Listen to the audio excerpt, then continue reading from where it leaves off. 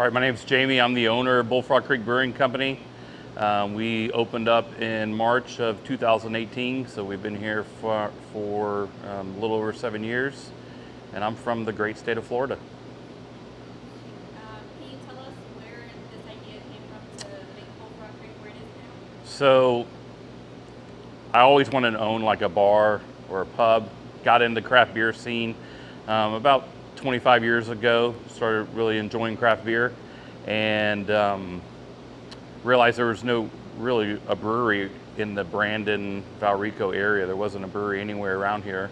I've always owned different businesses and kind of just took a shot at it, hired a brewer, and here we are. Are you in the same location you started at? Yep, been here for the whole time.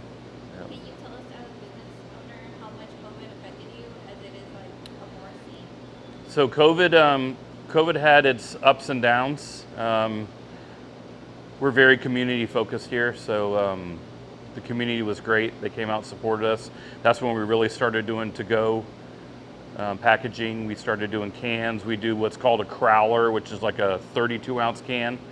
And so we hit literally this tap room, we had pallets of cans in here, and we would fill beers every morning. All the bartenders would come in and fill cans and label them, and that was the first part of COVID. Went really well. I mean, I would actually say sales were higher during COVID with the support of the community. Once they opened up the restaurants and they kept us closed, that's when it got a little tough, but we made it through. What are some day-to-day challenges you see as a business owner behind the scenes? Day-to-day, Challenges? just you never know.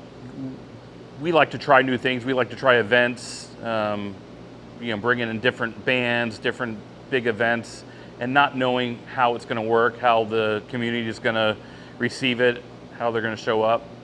So those are challenging times. But overall, this place, after 7 years, I have a good team, good manager, great brewer.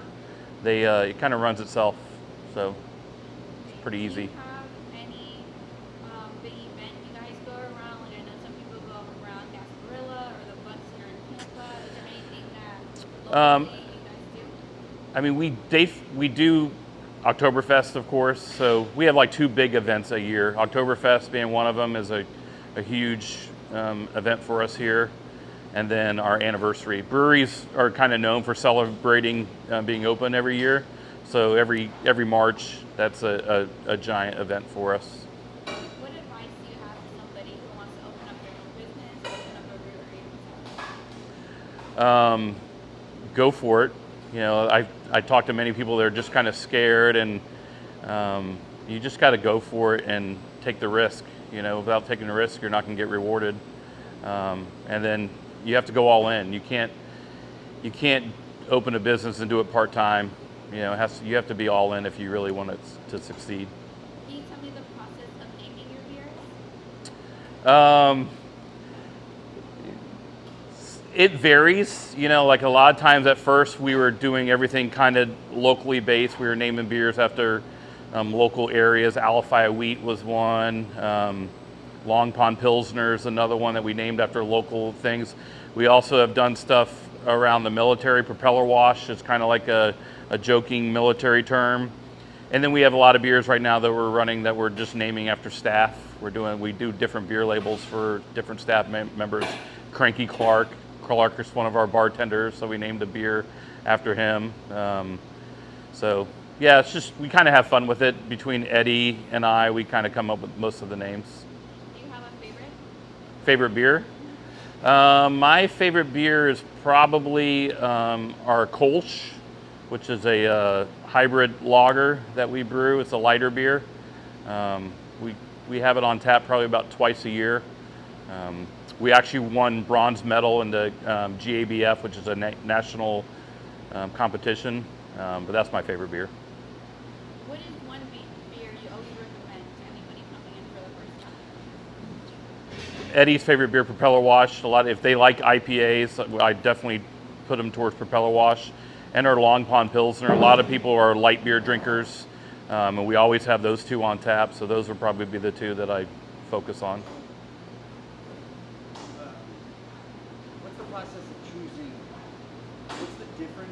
you were kind of talking about the ones from Research Center are a bittery hop. What are the difference in hops? And then how do you choose what hop to use? So, like you're a chef, he's the chef of the beer. It comes down to flavor profile of the hops, the smell of it, his experience of working with the hops.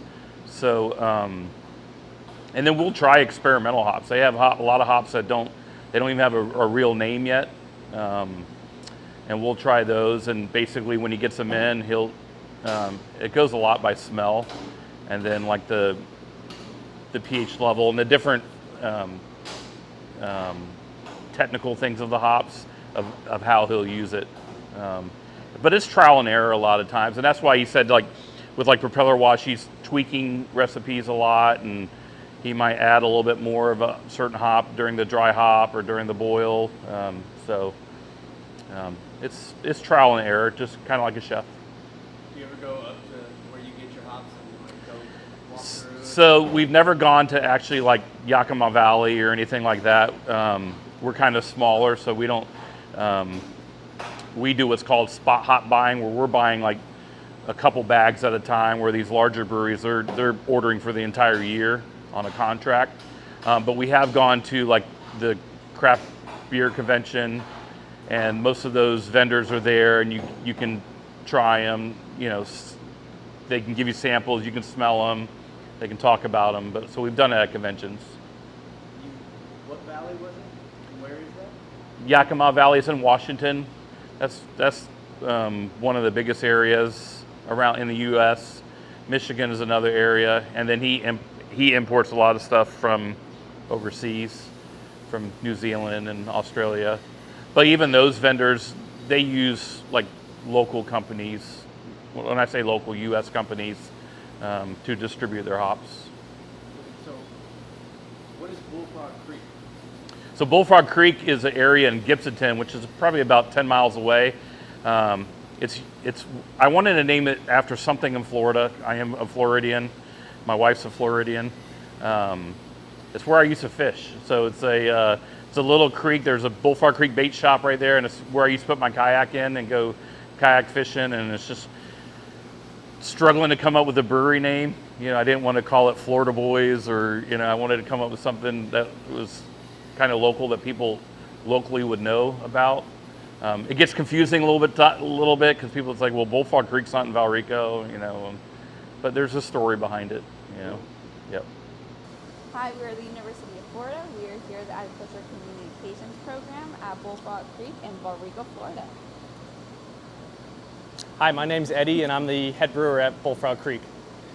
All right, can you tell us what you do here in Bullfrog Creek, or can you want to show us around what you do? Sure. Yeah, so I do basically everything. I'm a one-man show. Do everything from ordering and sourcing ingredients to brewing, cellaring, and packaging. We sell everything we brew right here in the tap room. We're open 7 days a week, 12 to 10-ish most days. So we use barley, malted wheat, oats, malted oats, rye sometimes. In the brewing process,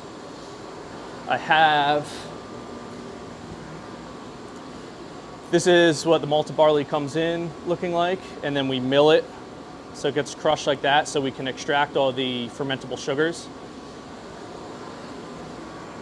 Basically, brewing in a nutshell is mixing malted grain with hot water, and that's going to activate the enzymes on the grain and convert these starches to fermentable sugar.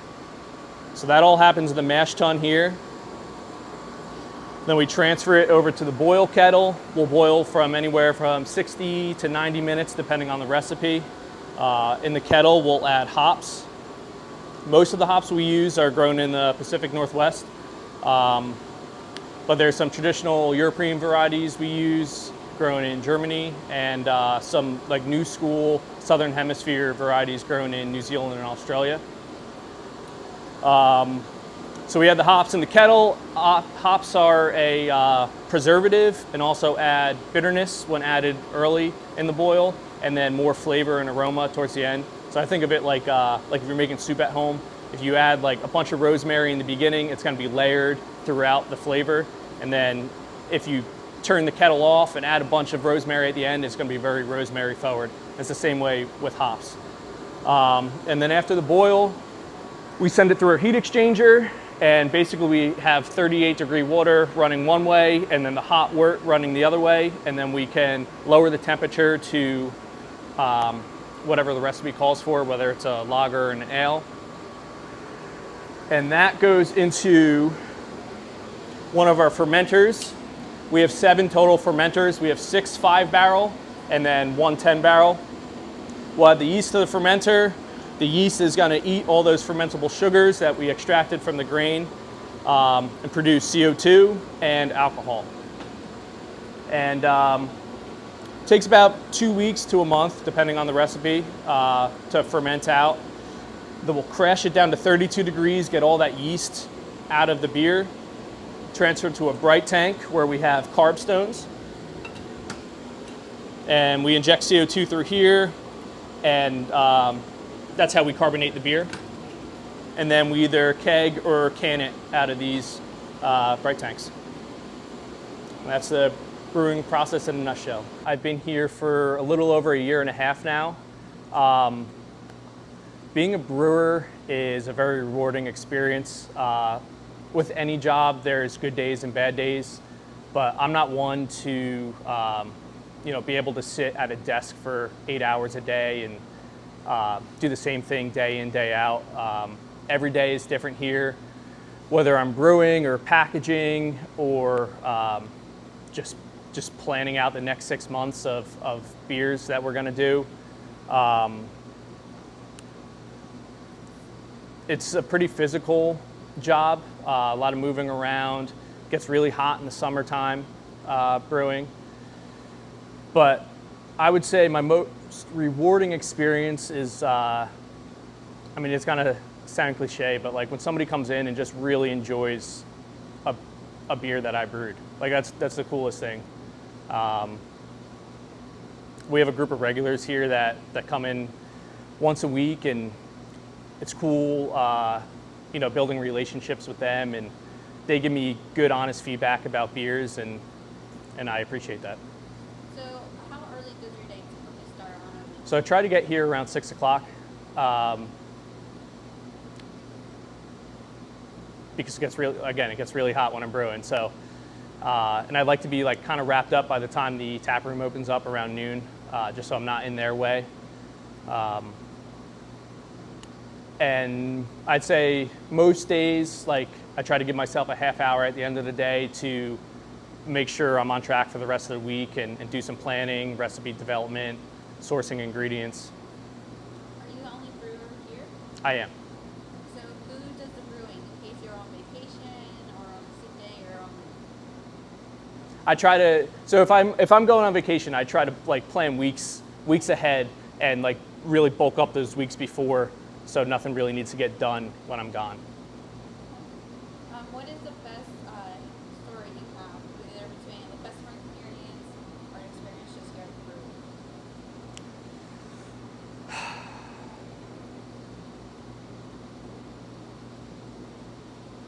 Like I said, like it's rewarding when people really enjoy the product that you're putting out.